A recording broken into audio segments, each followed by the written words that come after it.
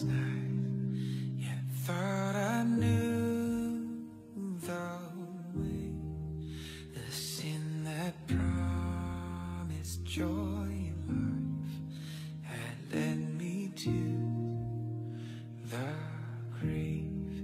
I had no hope that you would own a rebel to your will. And if you had not loved me first, I would refuse you still. And hallelujah, all I have is Christ. Hallelujah, Jesus is my life.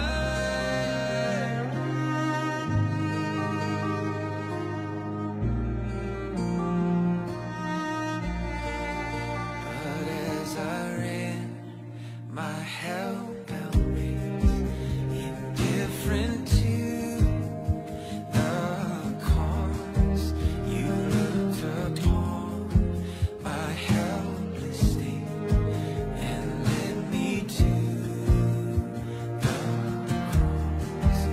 And I beheld God's love displayed. You suffered in my place. You bore the wrath reserved for me. Now all I know is grace. Hallelujah, all I have is Christ. Hallelujah,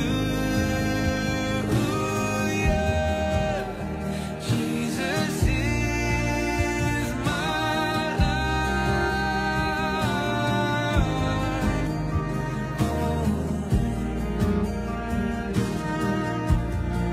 He is my I'm not my I'm not my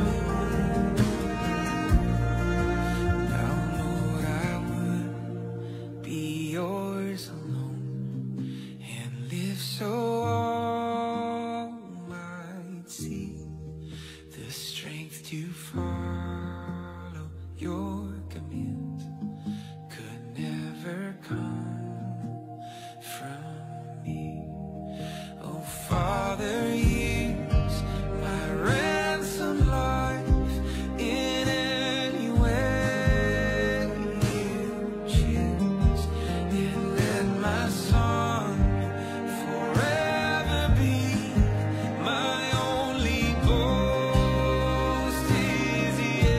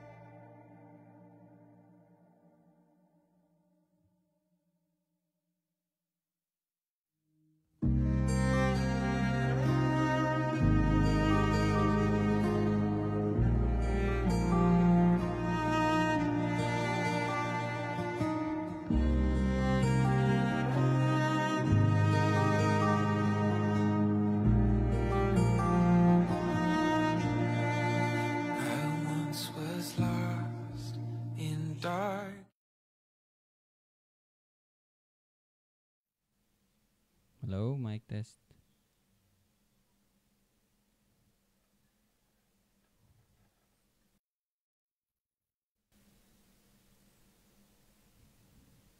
Hello.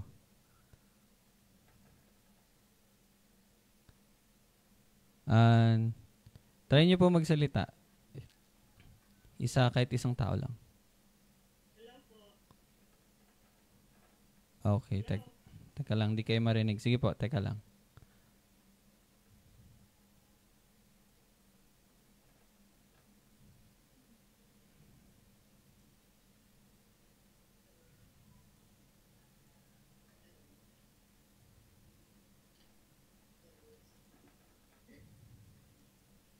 Ayan, try niyo po ulit magsalita isa. Hello? Ayan na, okay na. Sige, check ko lang po sa live na habang naghihintay.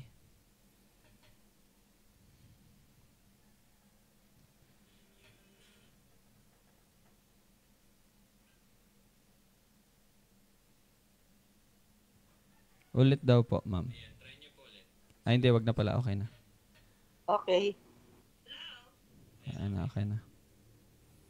Sige, good afternoon. So, welcome po sa Bible study natin. So, kanina po, no? Kahapon ba yun? Nag-send ako ng notice na chapter 4 tayo. Kaya lang, habang nag-aaral po ako, parang nakita ko yung kahalagaan na medyo bumalik po muna ulit sa chapter 3 since kahapon medyo nabilisan natin siya, no? So, magkakaroon po tayo ng review patungkol po doon sa chapter 3. Specifically sa verse 31 hanggang 36. So, yun po yung gagawin natin. Sige. Ayan, dyan na pala si Gab, no? Andyan na rin sila? Bale na umuna na si Gab. I see. Okay. So, supposedly, mag-reverse tayo, no? Bago tayo mag-start. So, since wala, si Tito Bong sana naka-assign, ano? Since wala, sino pong sasalo muna sa babae? So, pag nag-ano na kayo, nag-recite na kayo ngayon, so next week, iba naman. So, bali parang isa-isa lang talaga. Sige, anyone? Sige, ma'am. 2 Timothy 3:16-17. Ang lahat ng mga kasulatan ay kinasihan ng Diyos at mapapakinabangan sa pagtuturo, sa pagsaway, pagtutuwid at sa pagsasanay sa katuwiran, upang ang tao ng Diyos ay maging ganap, pasasangkapang lubos sa lahat ng mga gawang mabuti. John 3:21. Subalit, ang gumagawa ng katotohanan ay lumalapit sa ilaw upang malinaw na mahayag na ang kanyang mga gawa ay naaayon sa Diyos. John 3:16. Sapagkat gayon na lamang ang pag-ibig ng Diyos sa sanlibutan, ay binigay niya ang kanyang tanging anak upang ang sino mang sa kanya'y sumampalataya ay huwag mapahamak kundi magkaroon ng buhay na walang hanggan. John 1:1-14. Sa simula ay ang salita, at ang salita ay kasama ng Diyos, at ang salita ay Diyos. At naging tao ang salita, at tumahang kasama namin, at nakita namin ang kanyang kaluwalhatian. Kaluwalhatian gaya ng sa tanging anak ng Ama, puspos ng biyaya at katotohanan. Romans 8:9. Ngunit kayo'y wala sa laman, kundi nasa espiritu. Yamang nananatili sa inyong espiritu ng Diyos. Subalit kung ang sino may walang espiritu ni Kristo, siya'y hindi sa Kanya. 1 Peter 5:8. Pagpakatino kayo, pagbantay kayo. Ang dyablo na inyong kaaway ay tulad ng liyong gumagala at umuungal na humahanap ng kanyang malalapa. 1 Corinthians 12:3. Sapagkat sa pamamagitan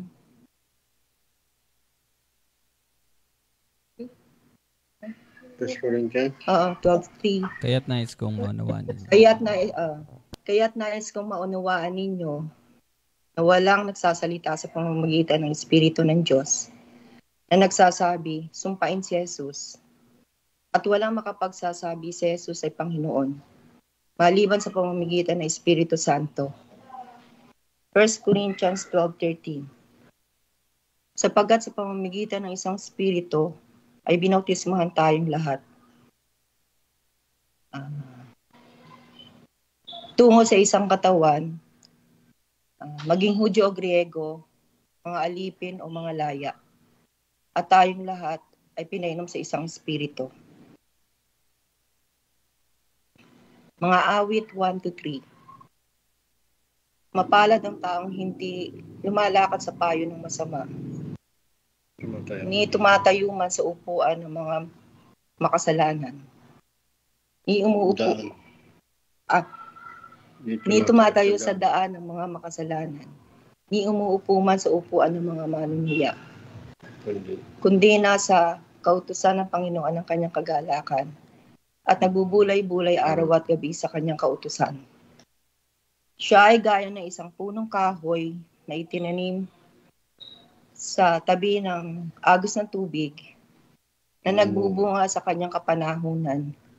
Ang kanyang dahon na may hindi nalalanta. At sa lahat ng kanyang ginagawa ay nagtatagumpay siya. John 17:3.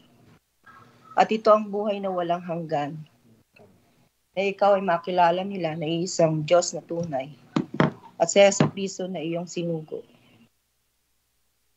Job 28:28. At sa tao ay sinabi niya, narito ang takot sa Panginoon ay siyang karunungan, at ang paghiwalay sa kasamaan ay kaunawaan. John 1:16. At mula sa kanyang kapuspusan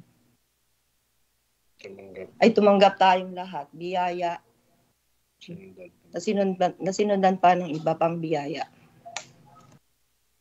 Titus 2:11-13. Sapagkat nagpakitang biyaya ng Diyos na nagdadala ng kaligtasan sa lahat ng tao.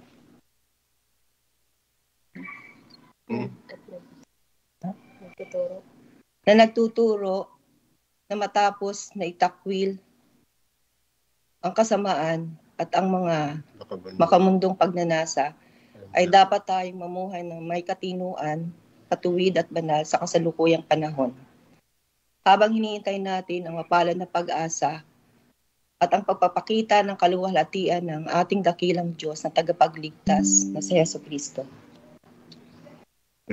Ephesians 5:15-17. Kaya't maging maingat kayo sa inyong paglakad. Hindi gaya ng mga mangmang, kundi gaya ng marurunong, na sinasamantala ang panahon, sapagkat ang mga araw may masasama. Kaya't huwag kayong maging hangal, kundi unawain ninyo kung ano ang kalooban ng Panginoon. 2 Peter 1:5-9. At dahil dito, gawin ninyo ang lahat ng inyong makakaya na tustusan ang inyong pananampalataya ng kabutihan, ang kabutihan ng kaalaman, ang kaalaman ng pagpigil, ang pagpipigil ng pagtitiis, ang pagtitiis ng pagiging makadiyos, at ang pagiging makadiyos ng pagmamahal sa kapatid, at ang pagmamahal sa kapatid ng pag-ibig. Sapagkat kung ang mga bagay na ito ay kung ang mga bagay na ito na sa inyo at dumarami, hindi kayo magiging mga walang saysay o mga walang bunga. Sa pagkilala. Hindi. At nakikita.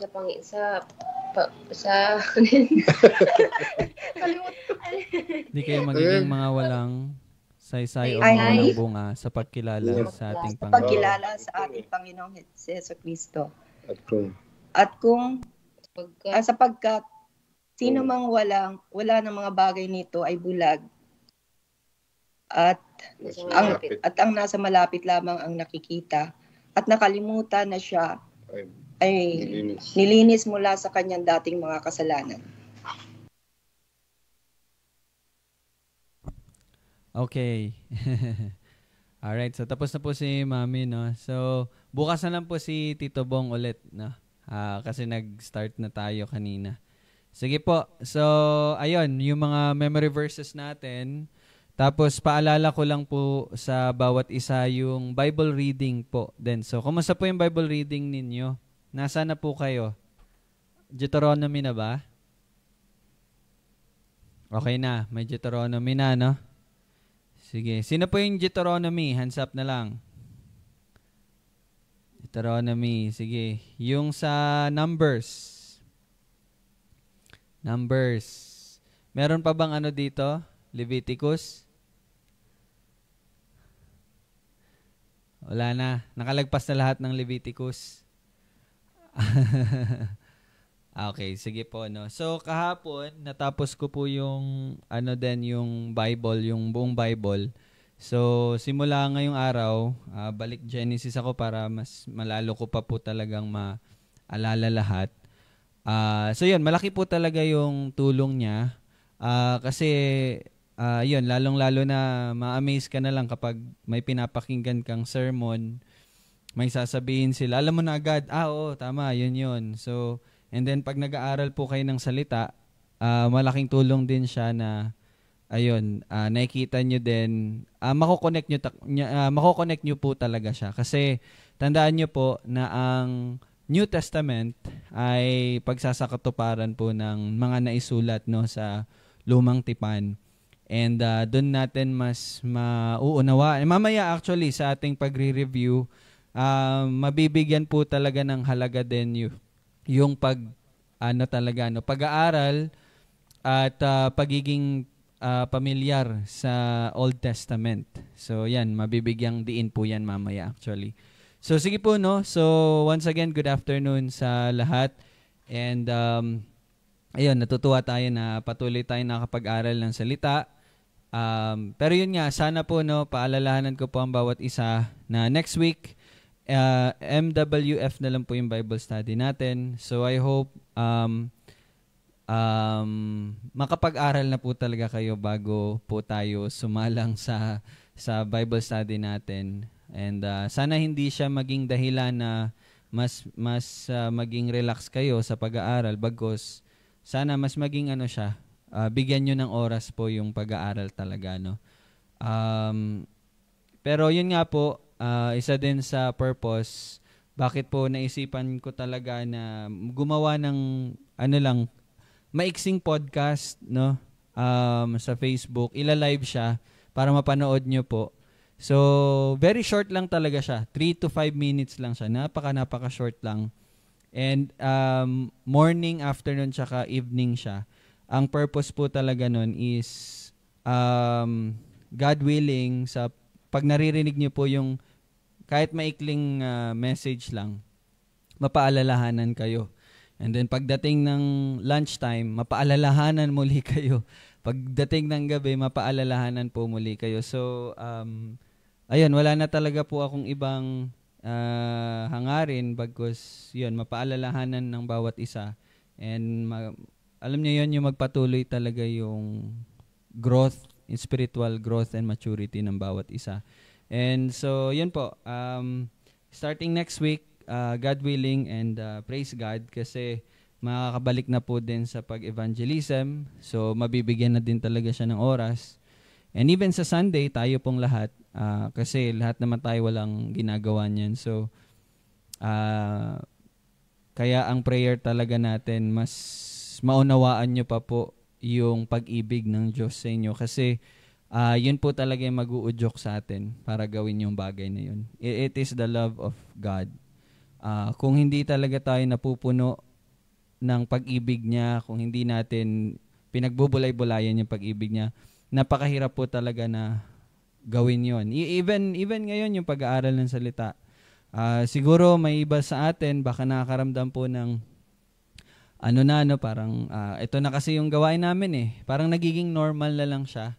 Alam niyo po, yung ganun ba? Pag may nararamdaman po tayong ganyan, so balik po tayo sa prayer talaga na hindi po ganun ang mangyari. Bagkus, yung kasabikan talaga na makarinig, mag-aral ng salita, and lalong-lalo na yung kasabikan na makikita mo yung mga kapatid mo.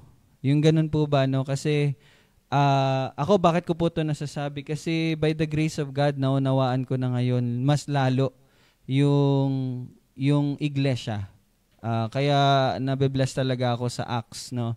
Nakikita ko doon na ito pala talaga yung yung role ng iglesia. Bakit may church? Bakit nagtitipon-tipon? Bakit nag-aaral ng salita? Yung mga ganung bagay po ba, no? So, anyway, praying na makita nyo rin yun. Alam niyo yun, makita nyo yun, and magkaroon talaga ng heart. Gaya nung yung podcast po kahapon, kung sino po dito yung nakapanood nun, makikita nyo talaga, iba po talaga ang isang tao na tinatawag na elder or yung pastor. Heart po talaga para sa mga tao. Yun po talaga yung doon, no? Hindi talaga basta-basta. So, anyway, ayun po.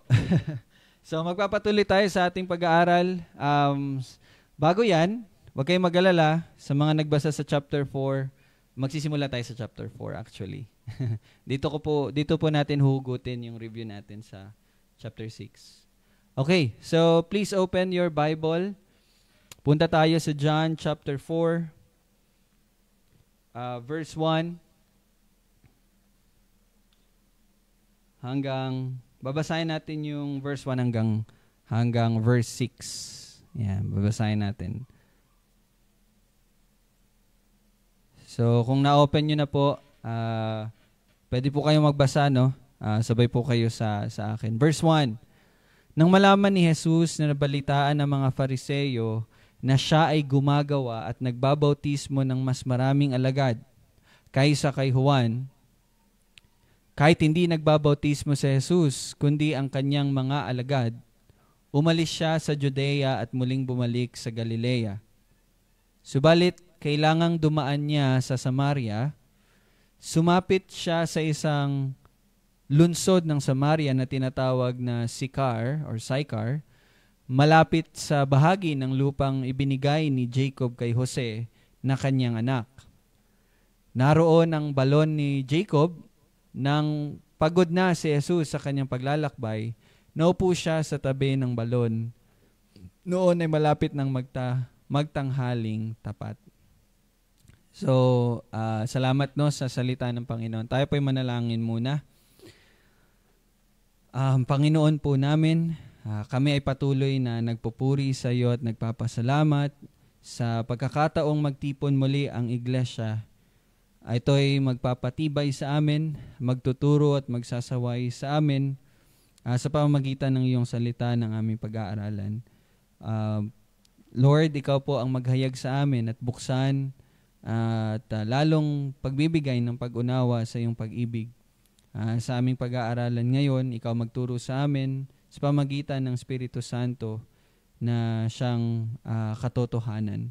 Salamat, Panginoon, na ikaw ay makikilala pa namin lalo sa pamamagitan ng pagkilala sa iyong tanging anak na si Jesus. Ito aming panalangin sa pangalan ni Jesus. Amen. Okay. So, sana nabasa nyo po, no, or sana binasa nyo po yung yung chapter 4. So, tanong ko lang po, sino po yung nakapagbasa ng chapter 4? Okay. Okay.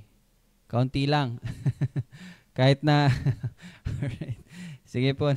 So, ayun, sinabihan ko naman po no, na chapter 4, ayun, encouragement lang, paulit-ulit, na sana magbasa po talaga, no? Pag tayo po ay sasali sa Bible study, mas maganda po talaga na magbasa kayo or basahin nyo muna, no? Para mas maging madali po sa atin yung pag-intindi ng salita. So anyway, Ang chapter 4 po kasi, makikita po natin dito, actually sa verses 1 tsaka 6 na binasa natin, doon po natin makikita yung transition ng story. Tama? So, again, ito lang yung medyo mahirap kapag hindi nyo binasa ahead. Hindi mahirap kayo makasabay. But anyway, ang story po kasi ng chapter 4 is patungkol po sa isang babae na siya po ay tinatawag na Samaritan. Bakit Samaritan? Kasi sila po ay mula po sa bayan ng Samaria. Okay? Ang tawag sa kanila mga Samaritan. Okay? Ganun po yon. So ito po yung story kung saan ang Panginoong Hesus po ay kinausap yung babaeng Samaritana or Samaritan na tinatawag. And short information. Actually, kinakamuhian po ng mga Hudyo ang mga Samaritans. So, bakit? Yun yung tanong. Bakit nila kinamuhian?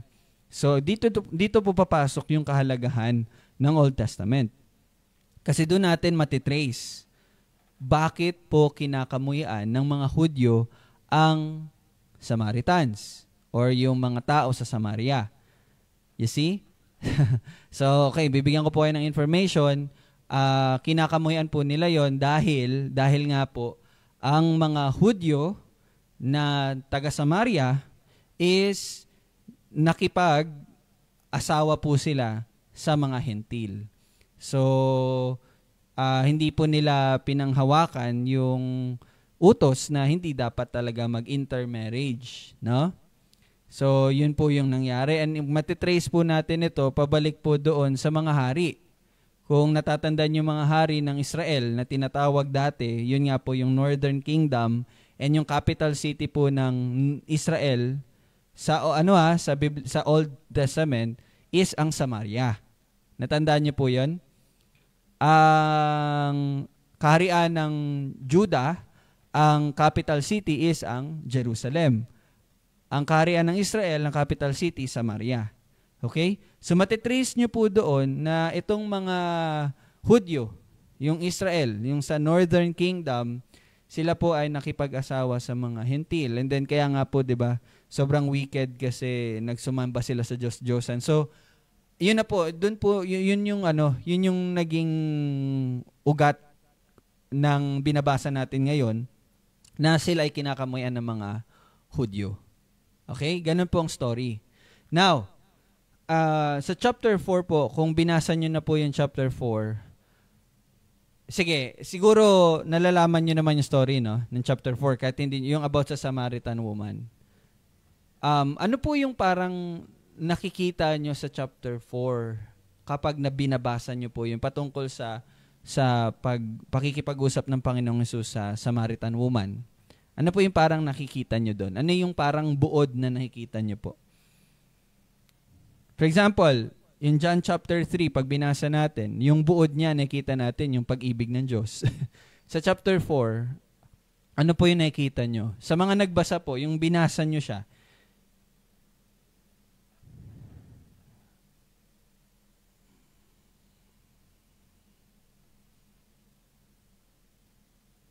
di ba? Ano ba yung story ng chapter 4? Di ba doon po natin mababasa yung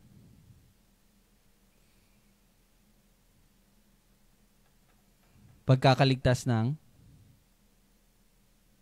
Samaritan woman, no? Okay, yun po yung makikita natin sa chapter 4. Yung pagkakaligtas ng Samaritan woman na in which kinakamuhian po ng mga Hudyo. So, yun agad yung makikita natin actually. Pero, kung atin po talagang babasahin ng mainam, yung chapter 4 po talaga is patungkol po sa paghahayag kung sino po ang Panginoong Hesus. At yun po ay ang paghahayag na siya ay ang Messiah. Yun po talaga ang main point ng chapter 4. Okay? Now, ngayon po, bakit po ganito ako nagsisimula? Kasi po, maganda po na maunawaan natin na dito po sa verses 1 at saka hanggang verse 6 na binasa natin kanina, ito po ay, although yes, pinapakita po doon yung na si Jesus po ang Messiah or si Jesus po ang Kristo. Pero pinapakita po din dito yung paglalarawan po ng pag-ibig ng Diyos. Okay? Bakit po yun ang nasabi ko, no? Kasi again, yung chapter 4 po kasi, ito po ay pagpapakita ng pakikipag-usap ng Panginoong Hesus. Hindi lang pakikipag-usap ng Panginoong Hesus sa Samaritan woman, bagkus, yun nga no, yung paghahayag niya and yung pagkakaligtas ng Samaritan woman. So pinapakita dito yung pag-ibig ng Diyos, ng Panginoong Hesus. Okay? Sa Samaritan woman na kung saan sila ay kinakamuyan ng mga Hudyo. Okay? Pagkatapos po niyan, sige, punta po tayo sa chapter 4. Chapter 4 muna tayo, no? Punta po tayo sa verse 46. Tingnan niyo po yung verse 46. Ano nangyari sa 46? So, sa verse 46, basahin ko lang po, no? Pagkatapos ay pumunta siyang muli. So, pagkatapos nung senaryo patungkol sa Panginoong Hesus at ang Samaritan woman, pagkatapos ay pumunta siyang muli sa Cana ng Galilea na doon kanyang ginawang alak ang tubig, at sa Capernaum ay naroon ang isang pinuno ng pamahalaan na ang anak na lalaki ay may sakit. So, tayo pa rin po ay nasa chapter 4. Pero ito po ay patungkol na naman sa pagpapagaling ng Panginoong Hesus sa anak nung, ano sinabi niyan? Anak nung pinuno ng pamahalaan. Okay? Now, ano po ba to? Ano to siya? Actually, ito pong binabanggit dito na pinuno is isa pong Roman military officer. Okay? Isang Roman military officer. Ibig sabihin, hindi po Hudyo. Okay? Hindi po siya Hudyo. At ano po ang pakiramdam? Ano yung parang ng mga Hudyo towards Romans? Kinakamuyan din po sila ng mga Hudyo. Kasi nga, sila po ay sinakop ng Roman Empire. 'Di ba? Pero ano pong pinakita dito ng Panginoong Hesus? Pinagaling niya ang anak ng isang hentil. At pinagaling niya ang anak ng isang Roman military officer na kung saan kinakamuyan ng mga Hudyo. So similar, no? Samaritan woman, kinakamuyan ng mga Hudyo. Military officer, kinakamuyan ng mga Hudyo. Okay? Now, punta po muna tayo in advance sa chapter 5. Punta po tayo sa chapter 5.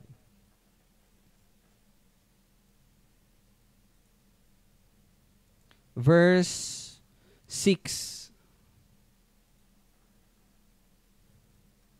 Sige, para po may request lang po ako ng isang magbabasa, no? Sige, Ate Yana, pakibasa yung 6 to 9. Chapter 5, 6 to 9. Nang makita ni Jesus na siya'y nakahiga at nalamang siya'y matagal nang may sakit, ay sinabi niya sa kanya, "Ibig mo bang gumaling?" Sumagot sa kanya ang lalaking may sakit, "Ginoo, walang taong maglusong sa akin sa tipunan ng tubig kapag kinakalawkaw ang tubig. At samantalang ako'y lumalapit, ay nakalusong na muna ang iba bago ako." Sinabi sa kanya ni Jesus, "Bumangon ka, buhatin mo ang iyong higaan at lumakad ka." At kaagad gumaling ang lalaki, binuhat ang kanyang higaan at lumakad, noon nga'y araw ng Sabat. Okay, so ano po yung story na to? Ito naman dito sa chapter 5 verses 6 to 9, ito po ay patungkol sa isang lalaking hindi nakakalakad or lumpo. Kung matatandaan ko correctly, parang 36 years na ata or basta mga 30 plus years na siyang ganun. Now, ano pong nangyari dito? Sige, para mas maging malinaw po sa atin, basahin ko po yung verse 10. Tingnan niyo po yung verse 10. By the way, bago yan, itong lalaki ay pinagaling po ng Panginoong Hesus. Okay? For 36 years, sila'y pumapunta doon sa isang parang pool kasi parang may milagro kasing nangyayari doon na kapag sila ay na nakaligo doon, sila'y gagaling. Okay? And then sinabi ng lalaki, 'di ba? Hindi niya kaya kasi kapag papunta pa lang siya, mayroon na agad ibang nakakapunta doon. Okay? Pero tingnan niyo po, pinagaling siya ng Panginoong Hesus. Tingnan niyo po yung verse 10. Kaya sinabi ng mga Hudyo, again, ito na naman, nabanggit na naman yung mga Hudyo sa taong pinagaling, ngayoy araw ng Sabat at hindi pinapahintulot na buhatin mo ang iyong higaan. Ano pinapakita dito? Ang Panginoong Hesus po, pinagaling ang isang lalaking lumpo na binabaliwala ng mga Hudyo na nagsasabi na sila'y sumusunod sa kautusan ng Panginoon. Pero anong ginagawa? 'Di ba? Makita nyo dito yung hypocrisy, no? Na yes, concerned sila sa pagsunod sa Sabbath law ng Panginoon. Pero makikita mo dito yung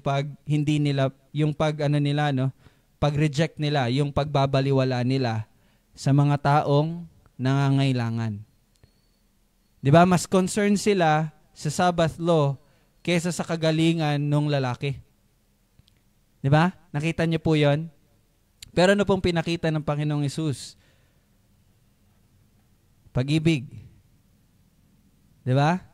Pinagaling po ito ng Panginoong Hesus. Now, bakit ko po ito binabanggit sa inyo? So sa tatlong story po, mula po sa chapter 4 hanggang chapter 5, anong pinakita ng Panginoon? Babalikan ko po. Pagkakaligtas ng Samaritan woman na kinakamuyan ng mga Hudyo, pagpapagaling. And I think naniwala po ata yung yung military officer na yon. Pagpapagaling ng anak ng isang Roman military officer na kinamuhian din ng mga Hudyo. At pagpapagaling ng isang lumpo na lalaki na pinapabayaan ng mga Hudyo. Lahat ng iyon, pinakita ng Panginoong Hesus yung kanyang habag at awa sa kanila. Now, ito po yung naglalarawan. Yung Samaritan woman, yung hentil na Roman officer, yung may sakit na lalaki. Actually, again, yung mga nangyari po ngayon ay paglalarawan ng pag-ibig ng Diyos, pagpapakita ng compassion ng Panginoong Hesus sa yung tatlong klase ng tao na pinakita natin kanina.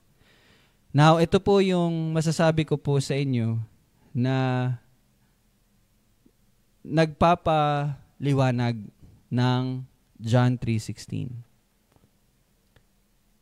Bakit? Ano bang sabi sa John 3:16? Sapagkat gayon na lamang ang pag-ibig ng Diyos sa sanlibutan. So actually, yung sanlibutan po dito is paglalarawan po sa uri ng mga tao na niligtas ng Panginoon. Okay? Kasi ito yung tanong ano bang ibig sabihin ng mundo? Sapagkat gayon na lamang ang pag-ibig ng Diyos sa sanlibutan. Ano bang ibig sabihin ng sanlibutan? Okay? So marami tayong definition na pwedeng ibigay.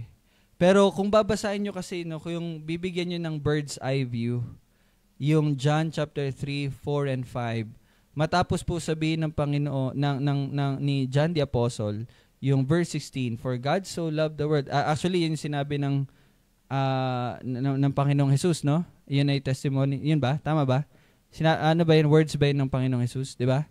For God so loved the world. And then, makikita nyo doon yung pakikipag-usap niya sa Samaritan woman na kinakamuyan ng Hudyo, pagpapagaling niya sa anak ng Roman officer na kinakamuyan ng mga Hudyo at hentil yun. Okay?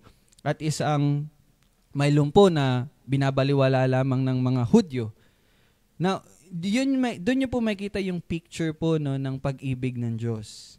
Ito po yung mga klase ng tao na inibig ng Diyos. So, masasabi ko po sa inyo, yung sa John 3:16, na gayon na lamang ang pag-ibig ng Diyos sa sanlibutan, hindi po ito paghahayag ng lahat ng tao. But actually, ang binabanggit po dito, yung mga klase ng tao na kanyang niligtas. At ano yung klase ng mga tao na kanyang niligtas? Mga umibig sa mga hentil, hindi sumunod ng kanyang kautusan, mga hentil, mga hindi naniniwala sa Diyos, 'di ba? May sakit, no? Mga walang magagawa, mga walang kakayanan. So I submit to you, mga kapatid, na yung sanlibutan pala doon na sinasabi, kumbaga, yun yung pagpapakita niya ng pag-ibig na ibinigay niya sa kung anong klase yung mga taong inibig niya. Yun yung sanlibutan. And yun ay ikaw at ako. Naintindihan niyo po yan? Kasi nga po, di ba, John 3:16 is paghahayag ng pagliligtas ng Panginoon na nagpapakita ng pag-ibig ng Diyos. And sinabi po doon, gayon na lamang ang pag-ibig ng Diyos sa sanlibutan. Sino ba yung sanlibutan? Okay? Yan nga po yung pag-unawa natin ng salitang sanlibutan.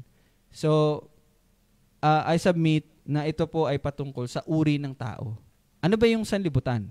Mga makasalanan. Mga rebelde. You see? Kasi nga po, ang John 3:16 ay hindi po paghahayag ng imbitasyon. Okay? Bagkus pagpapakita siya ng pagliligtas ng Diyos. Sino mga niligtas niya? Yung nasa sanlibutan. At ano bang ibig sabihin ng nasa sanlibutan? Mga taong makasalanan. That's it. You see? Ito ay hindi patungkol, kasi nga, ang nagiging nangyari po kasi sa John 3:16, laging iniisip ng mga tao, pag binasa niyo po yung John 3:16, ang lagi nilang iniisip patungkol sa tao. Kasi, di ba, tingnan niyo po, magsasabi niyan, well, almost tama naman, no? Sasabihin nila na, tingnan niyo, grabe talaga yung pag-ibig ng Diyos, no? Kahit na ganito lang ako. Okay? Kahit ganito lang ako. In which, nagbibigay siya ng halaga sa tao. Okay? Nagbibigay ng halaga. Ibig sabihin, ang napapataas kasi yung tao. Pero kung ang pag-unawa natin na ang patungkol sa mundo ay uri lamang, pagdi-describe lamang kung ano yung uri ng tao ano yung uri ng mga tao na niligtas ng Panginoon, maunawa natin doon, ang may exalt doon ang Panginoon. Kasi He loved the world. Sa ibang salita, inibig niya yung mga taong hindi kaibig-ibig. Kasi bakit? Sila ay mga rebelde, sila ay mga makasalanan, sila ay hindi mga sumusunod sa Kanya. Okay, so again, John 3:16 is not an invitation, hindi siya imbitasyon, but pagpapakita ng pag-ibig ng Diyos. Sa anong pamamaraan? Sa pagpapadala niya sa Kanyang anak. Sino mang inibig niya? Sanlibutan. Sino ang sanlibutan? Mga makasalanan. That's it. Yun yung sinasabi sa John 3:16. Sige po, parang may sasabihin si Daddy. Kasi, ano ba yun? Di ba sabi mo, pagliligtas ng makasalanan? Di ba lahat naman makasalanan? Yes. Siguro ang depensa rito is, yung sa John 3, saka 5. Amen. Diba? Amen. Kasi, lahat talaga yun ang pagkakaintindi sa 3:16, John 3:16, na ang sanlibutan is lahat. So, kung halimbawa nag-evangelism na tayo, yan. Yun ang sigurong magandang idepensa na magpapatuloy na ito ay hindi para sa lahat. Okay. Yun yung kung sino man yung ipinanganak muli. Okay. Yeah, tama ka, Dad. Actually, tama ka, Dad. Walang mali sa sinabi mo. Kaya lang, kapag sinabi mo yan sa mga hindi mananampalataya, hindi nila maunawaan yan. Hindi mo masasabi na actually yung dito po sa John 3:16, mga ano yan, yung mga binuhay ng Diyos, kung basahin nyo John chapter 3, mahirapan tayo dyan, no? Hindi agad yan, Kaya, tama naman yung concern ni Daddy. Kaya nga po, nire-review ko sa inyo kasi ang sinabi po talaga sa sanlibutan, hindi yan patungkol sa lahat ng tao. But patungkol po yun sa uri ng tao. Yun ang kaibahan doon. Okay? Hindi siya yung, for God so loved the world Hindi siya yung parang sinasabi na mahal ng Diyos ang bawat isa. But ang sinasabi po na for God so loved the world, minahal ng Diyos ang makasalanan. Pinakita niya yung pag-ibig niya sa mga makasalanan sa pamamagitan ng pagpapadala ng kanyang anak. Yun lang pong ibig sabihin ng the world. Ibig sabihin, dinidescribe, pag-describe lang talaga sa uri ng tao. Anong klaseng tao ba ang nasa mundo? And kaya kung titingnan nyo, sa verse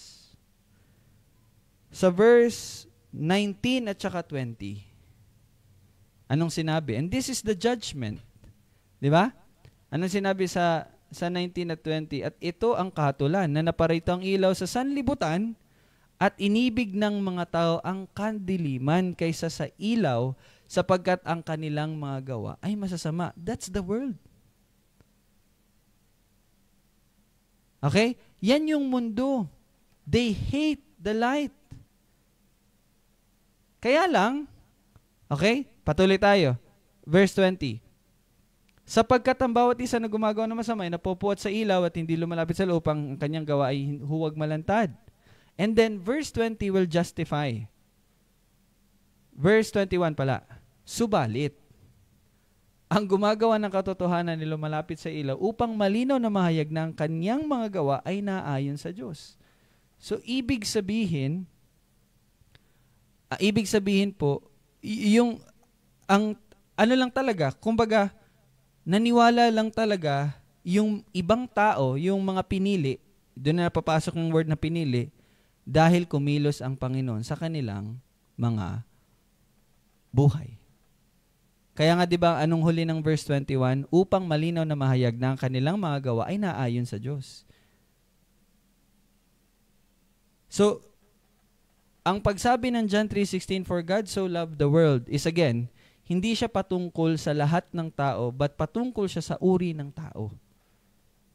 At anong uri ng tao na kanyang niligtas? Mga umiibig sa kasalanan. Umiibig sa kadiliman.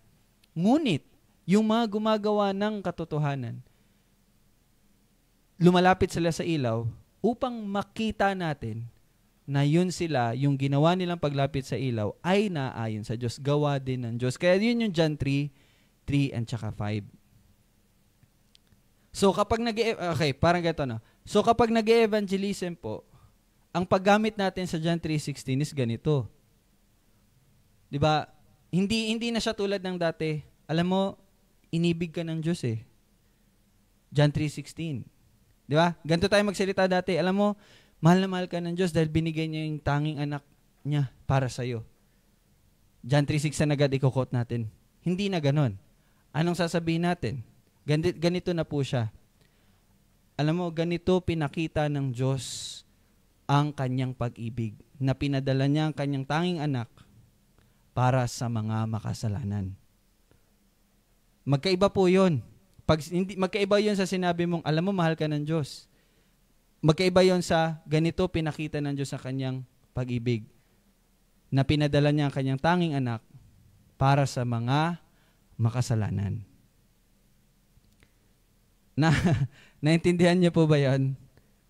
Ibig sabihin, hindi tayo nagbibigay ng false hope sa kanila. Huwag mong sasabihin na alam mo mahal ka ng Diyos.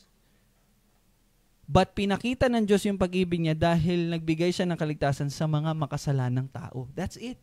Kaya nga ang gospel is a declaration ng pagliligtas ng Panginoon. Hindi siya invitation na nasa sayo kung tatanggapin mo o hindi. Okay? So, kaya hindi po contradicting yung so love the world. Hindi. Kasing ibig lang sabihin nun, inibig niya yung makasalanang tao. Hindi inibig niya yung lahat ng tao. Hindi po ibig sabihin ng the world. Hindi yung lahat ng tao, bagkus makasalanang tao. And, sige Dad. Naintindihan niyo po ba yung ginagawa ko po ngayon na parang explanation sa verse 16? Yung for God so loved the world. Uri, ano lang talaga siya, pag-describe lang siya ng uri ng tao. Why? Kasi ganito po yun eh. Babalik po tayo sa meaning ng atonement. Tsaka sa meaning ng tao. Kasi kapag sinabi mong, for God so loved the world, that He gave His one and only Son, yung statement po kasi na binigay niyo yung kanyang tanging anak, ibig sabihin po kasi no, niligtas niya yun. Yun pong ibig sabihin ng ibinigay niya ang kanyang tanging anak, iniligtas niya. Okay? Now, kung sasabihin mong lahat ng tao yun, lahat ng tao ligtas. Pero bakit kasunod nung 16, yung 17, is sinabi, ang mga naniniwala, may kabuhay na walang ganun, yung mga hindi naniniwala ay naatulan na. O bakit ganun agad ang sinabi? Kasi nga, yung for God so loved the world ay hindi patungkol sa lahat ng tao. Pagkus, pagdi-describe lang kung ano yung uri ng tao na niligtas niya. The world. Yun yung pagdi-describe. The world. Ano ba yung world? Worldly. Mga makasalanan. Yun yung niligtas niya. Yung mga makasalanan. Okay? Sige. Yung sa kung sino man ang naniwala, siguro maganda rin ipaliwanag natin kung saan ba nanggaling yung paniniwala o pananampalataya ng tao. Yes, tama, Dad. Di ba? Oo, kasi kung sa kanila lang. may magsasabi, naniniwala naman ako. Di ba? So, paano yun? Di ba? So, kaya, ang maganda talaga rin, ipaliwanag natin kung paano nila naiintindihan yung pananampalataya. Kanino ba yun ang gagaling? Sa tao o sa ano? Di ba? Yun din ang isang magandang dapat ipaliwanag sa ma-evangelize natin. Kasi, sasabihin nila, naniwala naman ako, may pananampalataya ako hanggang salita. Di ba? So, paano natin masasabi yung totoong pananampalataya? Paano ba yun magagawa ng isang tao? Di ba? Yun din yun lang. Papasok din yun sa binuhay. Di ba? Dapat, isa ring point ka na dapat natin talagang may paliwanag sa tao. Opo, Dad. Kaya lang, ito lang yung ano doon. Ito lang, actually yan po yung isa sa dahilan bakit hindi po ako nakapag-evangelism nung mga nakaraan. Kasi hindi ko talaga alam paano yun i-explain. To be honest, yun po talaga yung dilemma ko eh. Paano ko yun sasabihin? Kasi kapag sinabi po natin sa isang tao, for example, sasabihin mo, yun nga, kung sino man ang manampalataya, di ba? Kung sasabihin po natin, pero alam mo Brad, yung mga mananampalataya lang talaga ng tunay, yung mga binuhay ng Diyos. Yan po ay magkakaroon ng magre-resulta siya sa debate. Magre-resulta siya sa confusion actually, kapag ganun. Okay? So, sa evangelism, hindi siya advisable na sabihin yon sa evangelism. Bakit? Kasi tingnan nyo po kung paano po nag-evangelize ang Panginoong Hesus, si Pedro, sila Pablo. Hindi po sila nagsabi, sino yung mga binuhay dyan? Hindi. Ba't anong sinabi nila? Repent and believe. Yun lang sinabi nila. Repent and believe. Kaya ang mangyayari po sa evangelism is ganito. Yun nga, babalik tayo sa John 3:16. Pinakita ng Panginoon ang kanyang pag-ibig sa pamagitan ng pagliligtas sa mga taong makasalanan. O pinalitan ko na po yung sanlibutan. Ginawa ko na pong sa mga taong makasalanan. Kasi yun pong ibig sabihin ng John 3:16. Nagigets nyo na? Pinakita ng Diyos ang kanyang pag-ibig sa pamagitan ng pagpapadala ng kanyang tanging anak. Okay? Sa mga taong makasalanan. Yun po yung sanlibutan. Okay? Ngayon, paano yung invitation? So, ganito yung mangyayari. Sasabihin natin sa kanila na wala pong ibang paraan para tayo ay maligtas. Tanging sa pamagitan lamang ni Jesus. So, anong dapat mong gawin? Ikaw ay tumalikod sa iyong mga kasalanan, magsisi ka kung meron ka mang mga kung meron ka mang ibang pamamaraan sa kaligtasan mo, at iwanan mo yon, yung mga pinagkakatiwalaan mo sa pagkakaligtas mo, at magtiwala ka kay Jesus lamang. That's it. Yun lang yung sasabihin natin. Hindi natin sasabihin na kaya lang di ka maniniwala kung hindi ka binuhay ng Diyos. Di ba? Hindi tayo papasok doon. Bakit po? Bakit po? Kasi ganito yon, mga kapatid. Ang ating gagawin lamang, ihahayag natin yung pagliligtas ng Diyos. And hindi tayo magse-segregate agad. O sino yung mga tupa kaya dito, no? Ay, hindi ka, kambing ka eh. Hindi ganon. But sasabihin lang natin na niligtas ng Diyos, pinakita ng Diyos sa kanyang pag-ibig sa pamamagitan ng pagligtas sa mga taong makasalanan. Okay? Then sasabihin natin yon upang matanggap natin yung kaligtasan. Yun nga, repent and believe. Ganun lang sasabihin natin. Hindi natin sasabihin na, pero Brad, siguraduhin mo naniniwala ka. Kasi maniniwala ka lang kung ikaw'y tunay na binuhay ng Diyos. Hindi ganon. Kasi nga po, ito po talaga ang evangelism, we just preach the gospel.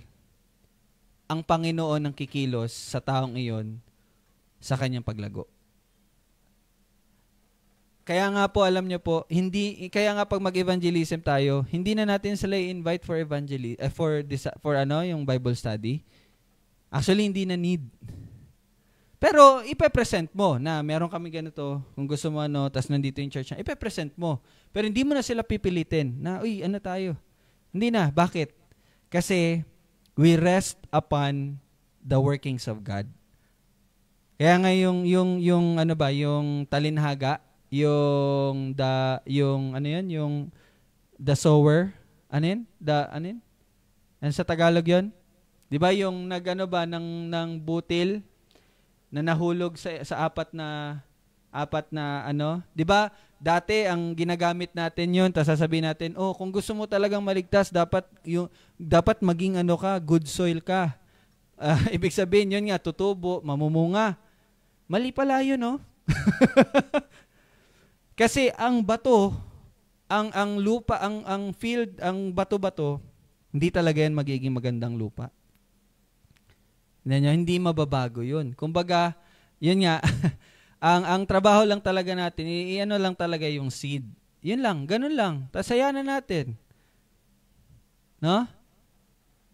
Ang Panginoon na magpapalago nun. Sai? Sige. Okay, naintindihan niyo po?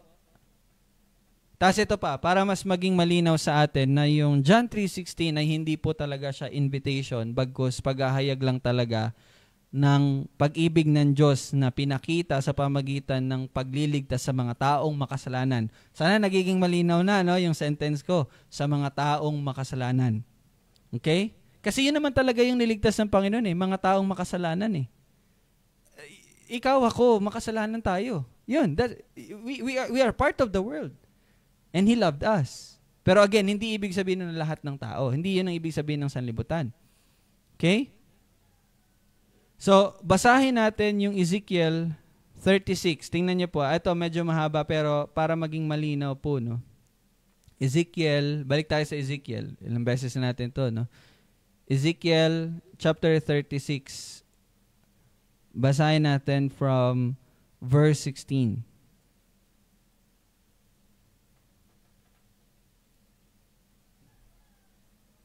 Diyan na kayo.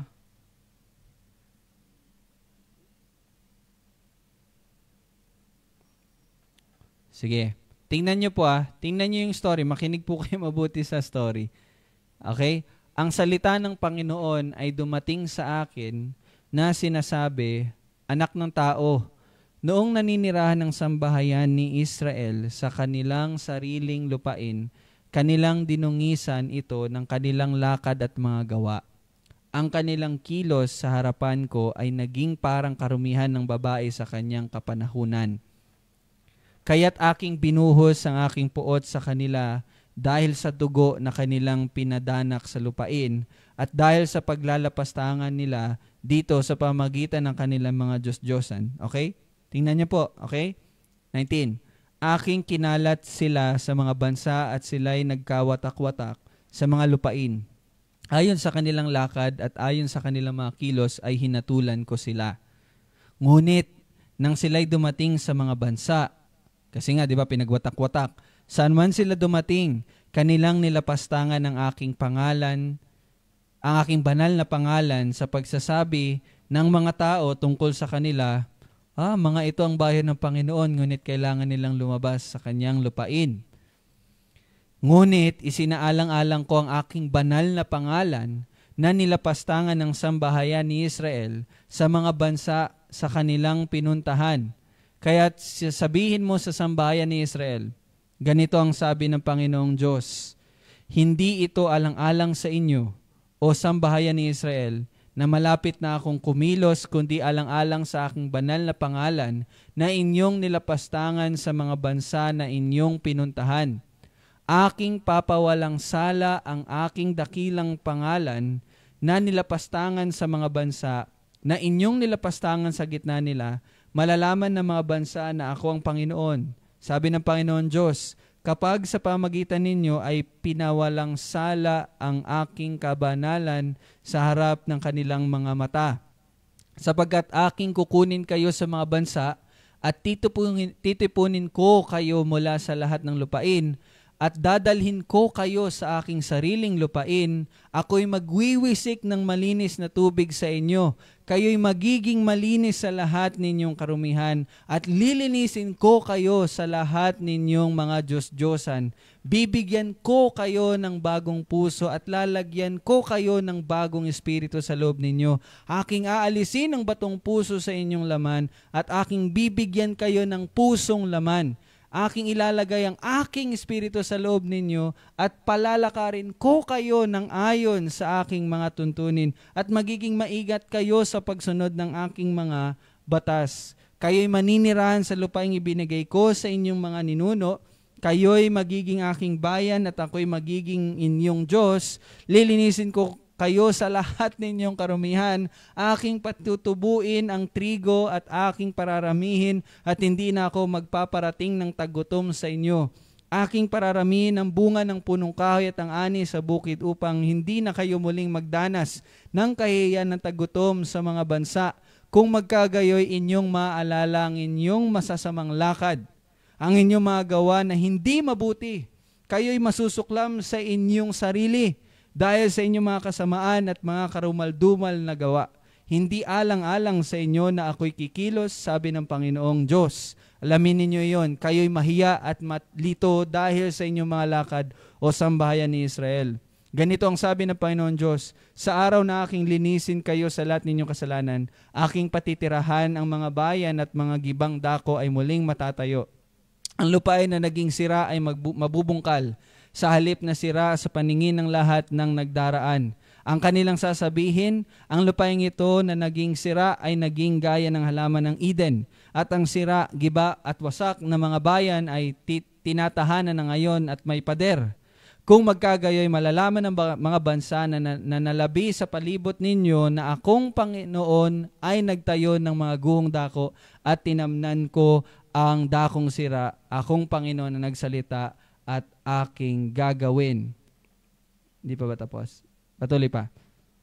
Ganito ang sabi ng Panginoon, bukod pa dito, ay hahayaan ko ang sambahayan ni Israel na humiling sa akin upang gawin ito sa kanila, pararamihin ang kanilang mga tao na parang kawan, tulad ng kawan para sa paghahandog, tulad ng kawan ng Jerusalem sa kanilang mga takdang kapistahan.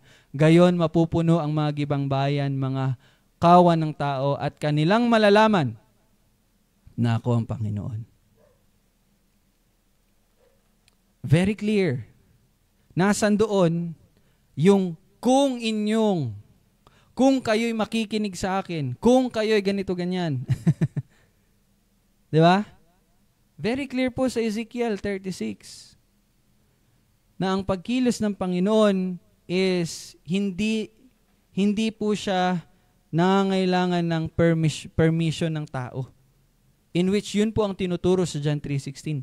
Nasa sa iyo. Kung ikaw, di ba, whoever believes in Him. So kapatid, nasa sa iyo kung maniniwala ka sa Kanya o hindi. Di ba? Hindi po yun. Tandaan niyo po, ang pagliligtas ng Panginoon na hindi nangangailangan ng permission ng tao.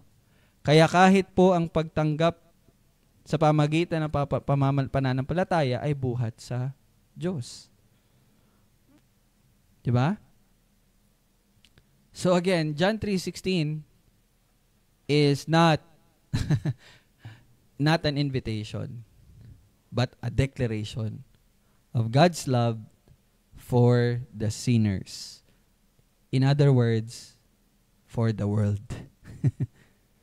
Okay? So, sige, ano po, baka may tanong po kayo.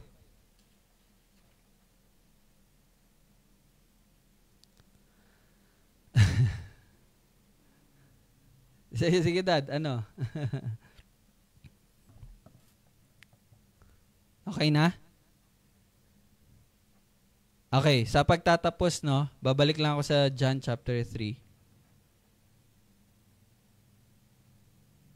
3:16, yan. No? So, again, nasabi ko na to kanina, yung sinabi sa 19 at 20. Ito yung natural na tao. No? Yung 19, John chapter 3 verse 19 at saka 20. Ito po yung natural na tao. At ito po yung klase ng tao na niligtas ng Panginoon. We love darkness. We love darkness. Kaya lang, verse 21, ito naman yung mga binago na tao. You see? Ito yung mga binago na tao. So, wala pong kaibahan. No? Wala pong kaibahan. Yung minahal ng Diyos, mga makasalanan. Okay?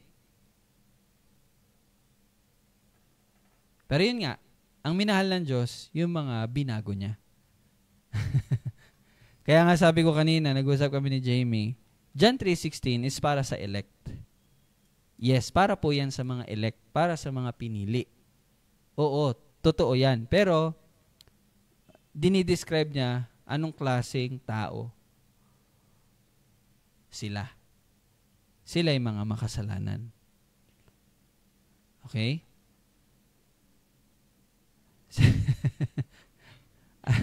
Ano po?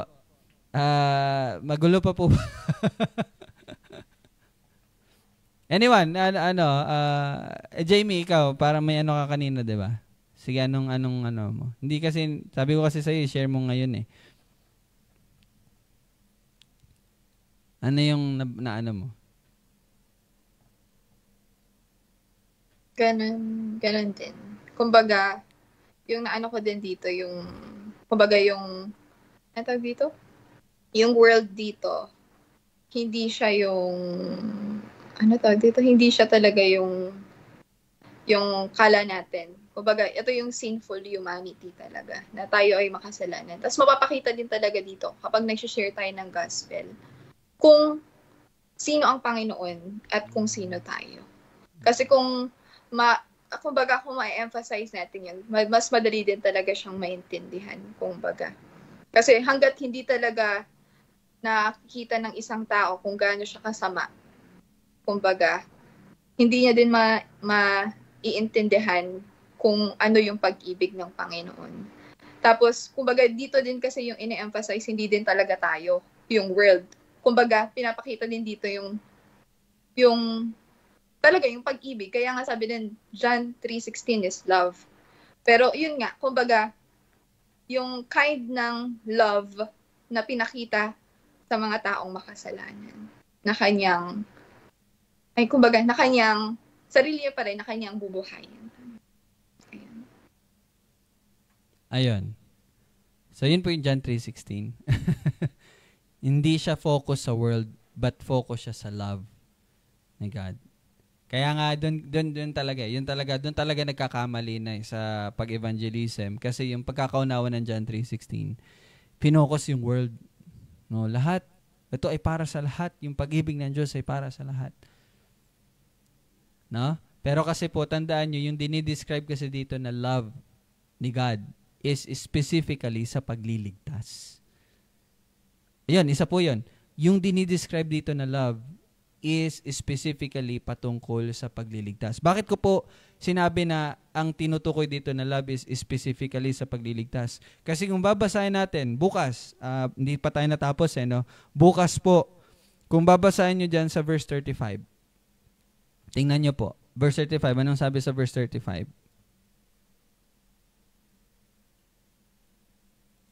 Minahal ng amang anak. And itong love dito, na word, is iba po siya doon sa love na dinescribe sa John 3:16. You see? Naintindihan niyo po yan? Bukas i-discuss natin to actually. Pero nakita niyo po, for God so loved the world, the Father loves the Son. Di ba? So, kaya yung love dito is hindi siya patungkol sa, alam niyo, yung general na but may specific na tinutukoy yung love dito na pinakita sa John 3:16. At yun ay patungkol sa pagliligtas sa pamagitan ng pagpapadala ng kanyang tanging anak. Yun yung dinidescribe doon. Kaya kung sasabihin mo na yung world is about lahat, then ligtas lahat dapat. Kasi yun yung love na dinidescribe sa verse 16 eh. Di ba? Ayun, I think sana nakatulong yun, yung dagdag natin na ano na yun. Okay? Ito pa, tandaan niyo sa John 3:16. Ano yung dinidescribe na love? Patungkol yun sa pagliligtas. So, yung world is hindi sa lahat, but yung uri ng taong niligtas. At yun ay ang makasalanang tao. Tapos, mababasa nyo pa sa 1 John 5, sa 1 John 2, do not love the world. O, diba? Dito, for God so loved the world. Tapos, uutusan ka ni John, sa same person na nagsulat nito, 1 John chapter 2, do not love the world. You see? Di ba? So anyway, papatuloy natin to bukas. So bukas po, verse 31 hanggang 36 pa rin tayo. So, ibig sabihin, next week na tayo magsa-chapter 4. Okay po? So sige, tayo po yung manalangin sa ating pagtatapos. Panginoon, ikaw ay tunay na pag-ibig. At ang pag-ibig na ito ay pinakita mo po sa amin na kami, habang kami ay makasalanan pa, pinadala mong yung tanging anak na si Jesus upang tubusin ang lahat ng aming kasalanan.